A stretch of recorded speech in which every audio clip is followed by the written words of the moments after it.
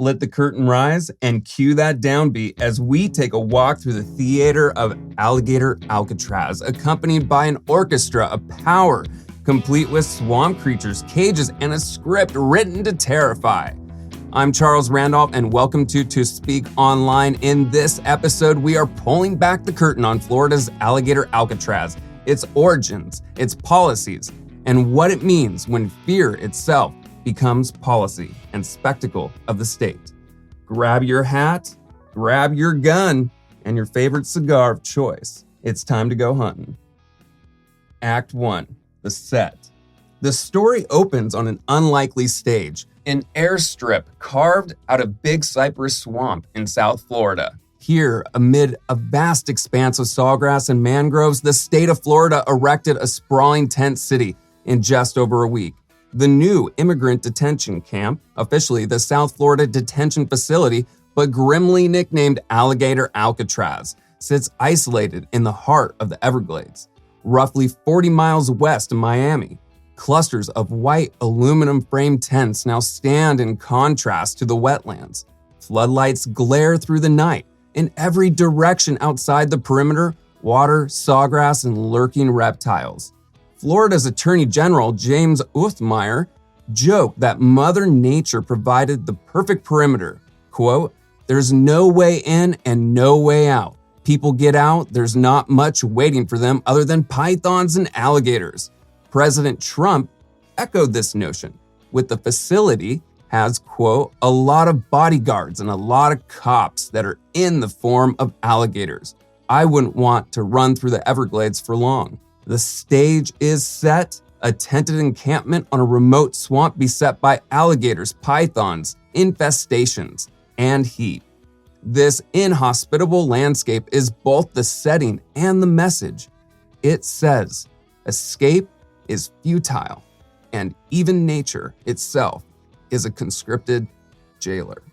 But let's get serious for a second in Act 2, the script.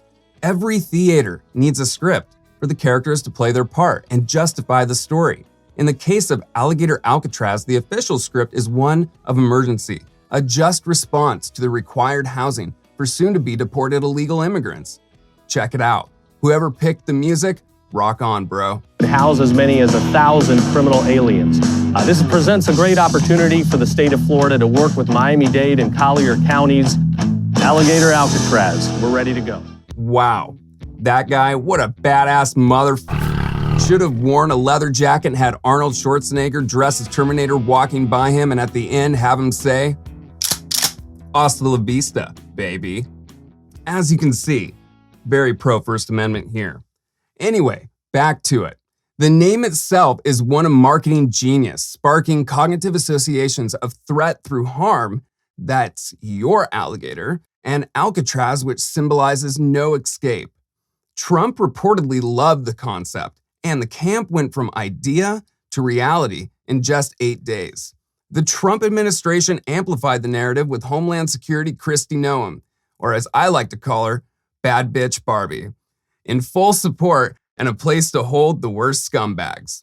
Trump in turn proclaimed on July 1st, and I quote, "The facility will house some of the most menacing migrants, some of the most vicious people on the planet, all those hombres."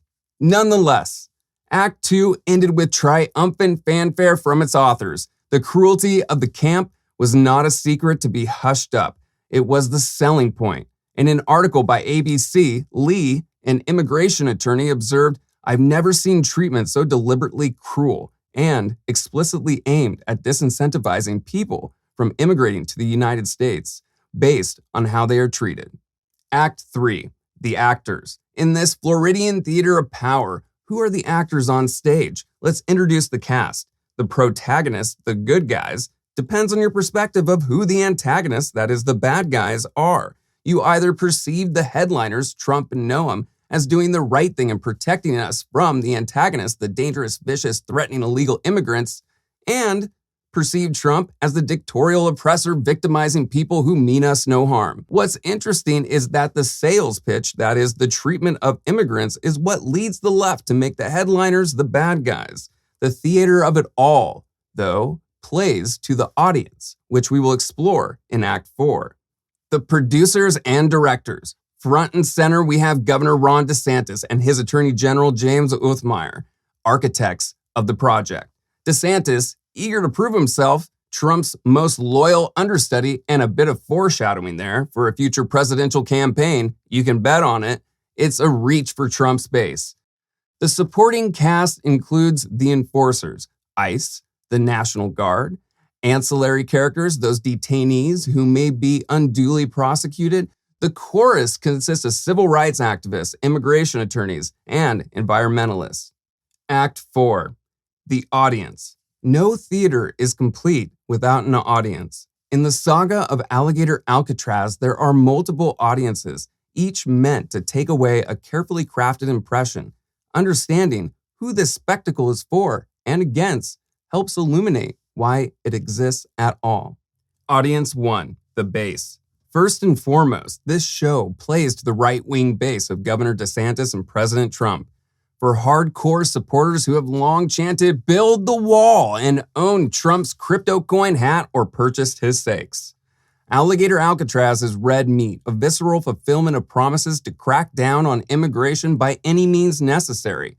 Recall the literal red hat.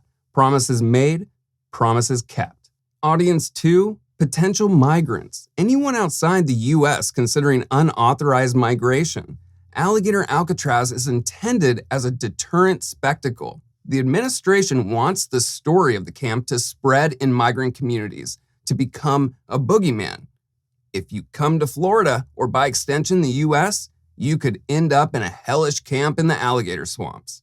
So, the warning goes. In this sense, the audience is transnational. The theater of cruelty is intended to evoke fear in Mexico, Central America, the Caribbean, and Africa. Anywhere people contemplate the journey. In other words, come here, and this could happen to you. It's a twist on the American dream. Audience 3, the general American public and political opposition. Here, the intended message is one of intimidation and normalization. The camp is a statement that the administration will not be constrained by liberal niceties or even by standard law. The spectacle dominates headlines, as it has, potentially distracting from other issues and forces opponents into a position of constantly responding.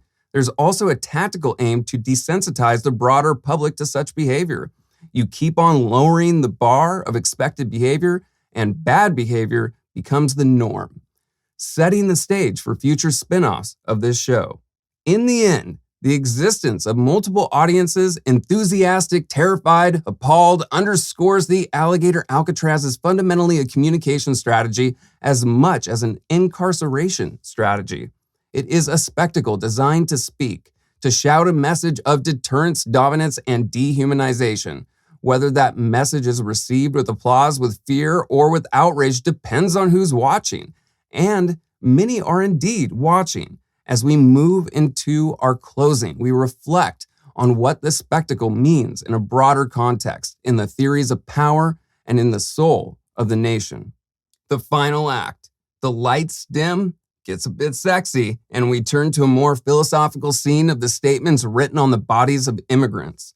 Philosopher Michel Foucault wrote about how modern states shifted from the public spectacle of punishment, think of a sort of family gathering at medieval tortures in the town square, to hidden bureaucratic incarceration, a regime of discipline out of sight.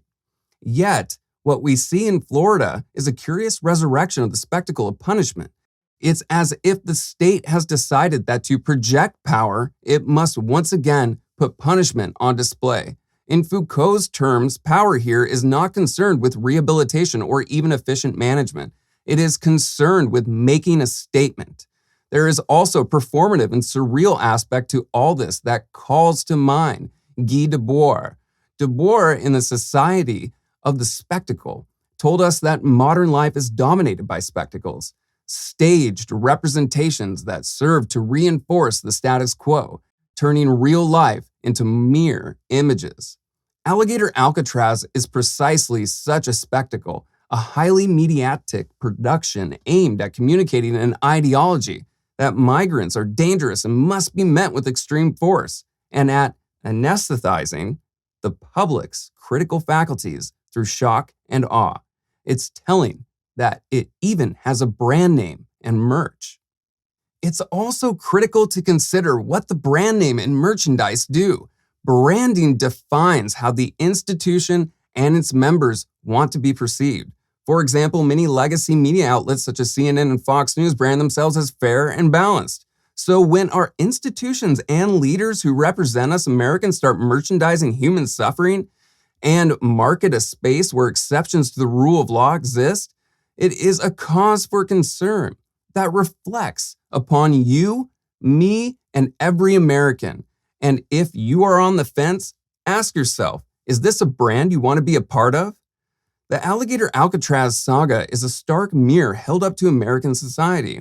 Some look and see a triumphant reflection of strength, others see a grotesque distortion of justice. But no matter your stance, you must know the trend to cement the social reality in which empathy for the detained is eroded and draconian measures are normalized. At some point, historians will cite Florida's Alligator Alcatraz as a theater of fear. Let it stand now, instead, as a lesson, a cautionary tale of how easily fear can become policy and how policy can become spectacle.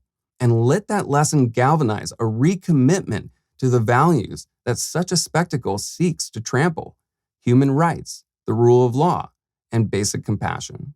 Please like, share, and subscribe to Speak Online. Sign up for our newsletter at tospeakonline.com. Link in the description also. If you want to support this work or you just like the hat, please become a member at tospeakonline.com, where you gain access to member content, exclusive offers from our partners. Also take a look at other ways you can support us. Information in the description. Have a good night.